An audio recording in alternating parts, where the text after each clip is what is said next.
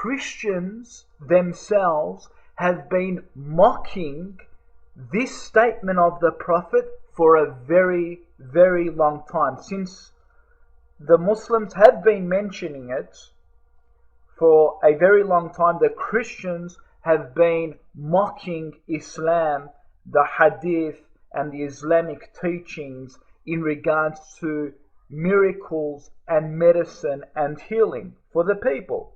So this is why I find this a very, very interesting topic, because just recently we have found and discovered scientific evidence that supports and confirms that the Prophet Muhammad ﷺ was true in his statements.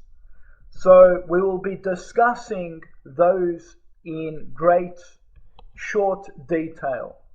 Now, if you notice, the Prophet Muhammad, peace be upon him, he was living in a desert, and of course water was something that they valued very, very much. And we know that flies are a pest. You know, they hang around disease. They're always surrounded by decay and very, very bad things that have a lot of bacteria. And we know that since Allah created the fly, from His mercy, He has given it an antidote for us. Because, of course, humans cannot always survive with lots of disease. I mean, we need to stay away from diseases and protect ourselves. The Prophet said, if a housefly falls in the drink of any of you, he should dip it in the drink, for one of its wing has a disease and the other has a cure for disease.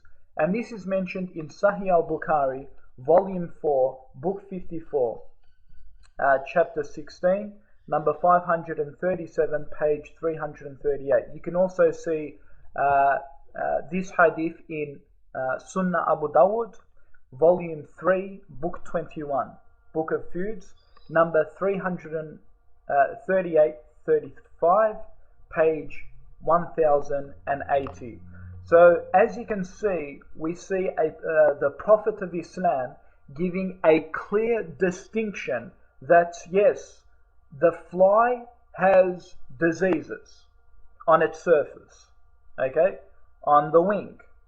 And this disease has also a cure, which is on a separate wing, which is part of the surface of the fly.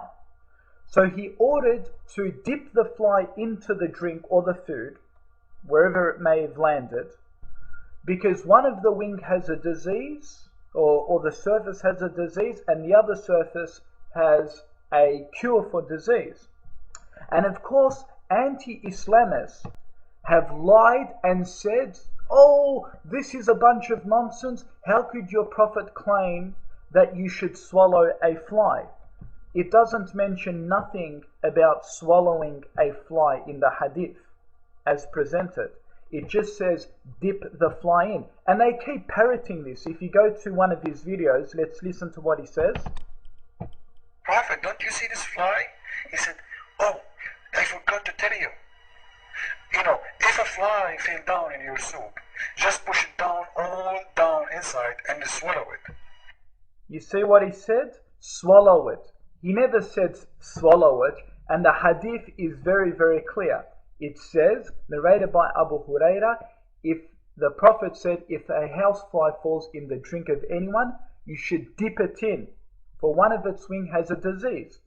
Anyone can understand from the context that dipping it in doesn't initially mean that you should swallow it. It just means dip the other wing in, and obviously you can throw it out after that because it has a cure. Nothing about swallowing the fly. But of course, is this true? It is true that the Prophet Muhammad ﷺ mentioned that it has a cure. It is true, and it's backed by science. Just go to the link below this video. It's called the new buzz on antibiotics, right? And this is not a Muslim website. It's a scientific website. It's a well-known website, ABC Science. Just go and view the information for yourselves. And in this article, I'll just paraphrase what it says in this finding. A group of Australian researchers found that flies did indeed carry antibacterial mechanisms. It states, I'll read, it says, such properties were present on the fly's surface in all 4 species. Although antibacterial properties occur in the gut as well, you find activity in both places, said Mrs. Clark, who is a biologist. And also, again, how did the Prophet Muhammad ﷺ know this? A desert Bedouin. I mean, was it a coincidence? I mean, it's not like we have millions and millions of creatures out there. Insects, animals, creatures. I mean, not all of these creatures have these anterior mechanisms. I mean, just go and do your own research. I did mine, and tell you the truth, I found about 5 or 6 species. I found the Komodo dragonfly. It's a Komodo dragon, but that's ruled out because the antibacterial mechanism comes from the saliva and not the actual surface of that creature. Frogs also carry antibacterial mechanisms. We also have something called the sea sponge. It's a particular sponge that lives in marine life, and it also has a defense mechanism.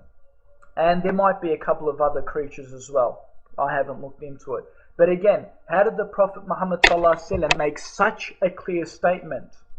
Out of all the millions of creatures, he mentioned the fly. How did he get it right? Was it a coincidence? Was it chance? And why would the Prophet Muhammad do something so silly by jeopardizing his whole faith and religion by making a statement like that? Why would he risk and jeopardize his whole religion? So the Prophet Muhammad ﷺ put his whole trust, and of course through the revelation of God, and made this statement for all to see. This points the finger to the one who has revealed it to him. It can only come from divine inspiration, and that's the only way this will make sense. So that's it. That's all I have to say.